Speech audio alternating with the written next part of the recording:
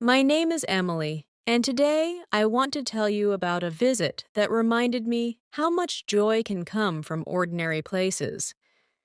It was nothing dramatic, just a visit to the park. But sometimes those are the moments that stay with you the longest. It was Sunday morning, and the house felt noisy and restless. My children, Oliver and Grace, were running around in their pajamas, arguing over which cartoon to watch. I looked out the window and saw the sky was bright, clear blue, and the trees outside swayed gently in the breeze. That's when I decided. Get dressed, I told them. We're going to the park. Both of them froze, their eyes wide. The park? Oliver asked. Yes, I said, smiling. It's a perfect day for it. After a quick breakfast, we packed a small bag. I put in a bottle of water, some sandwiches, a ball, and a blanket. Grace insisted on bringing her favorite doll, and Oliver carried his soccer ball proudly under his arm. I grabbed my sunglasses, locked the door, and off we went. The park was only a 15-minute walk from our house. On the way, we passed the bakery, and the smell of warm bread made us all hungry again. We crossed at the traffic light, waited for a bus to go by, and then entered the park gates. Immediately, the air felt fresher, cooler, full of green. Birds sang in the branches, and the sound of children's laughter floated from the playground. Oliver ran ahead toward the swings.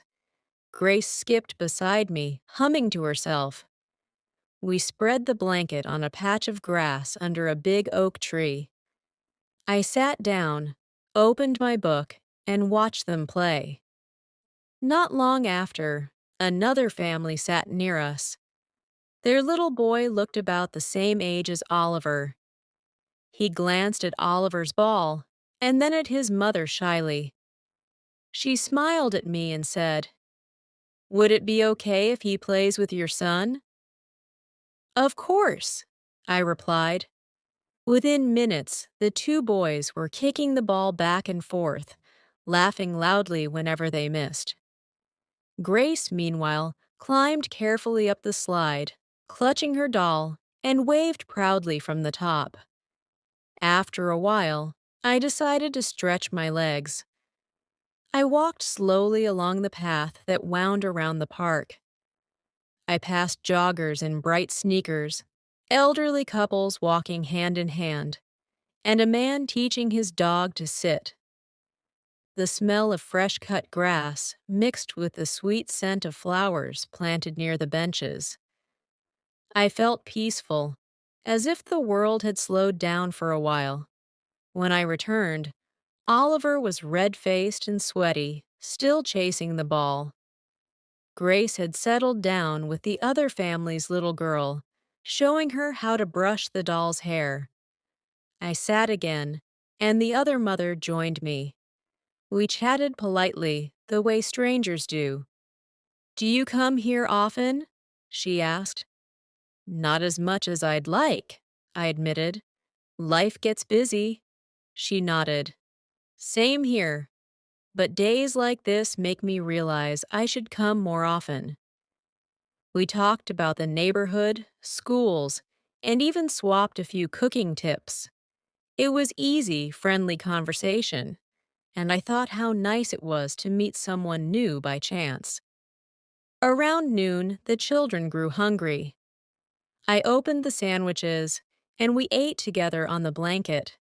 But then Grace spotted an ice cream cart near the fountain.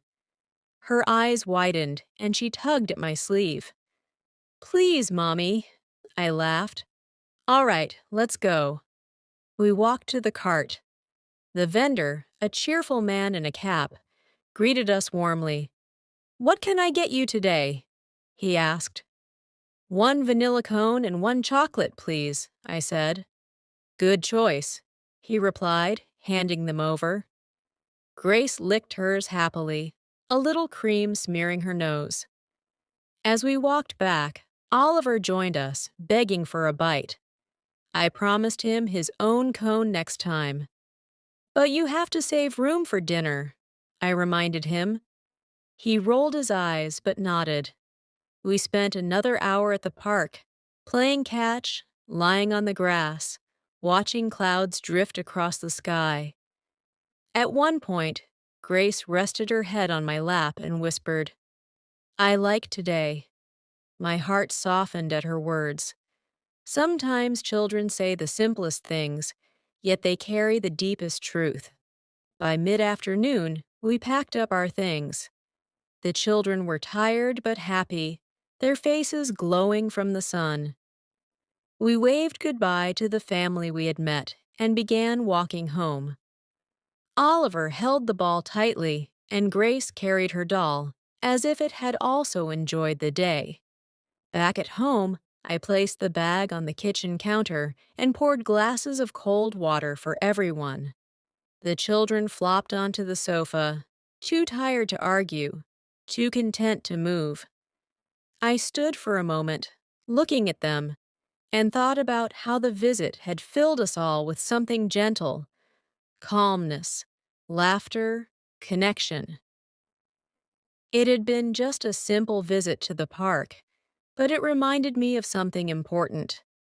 Happiness is often hidden in ordinary places. All we have to do is notice it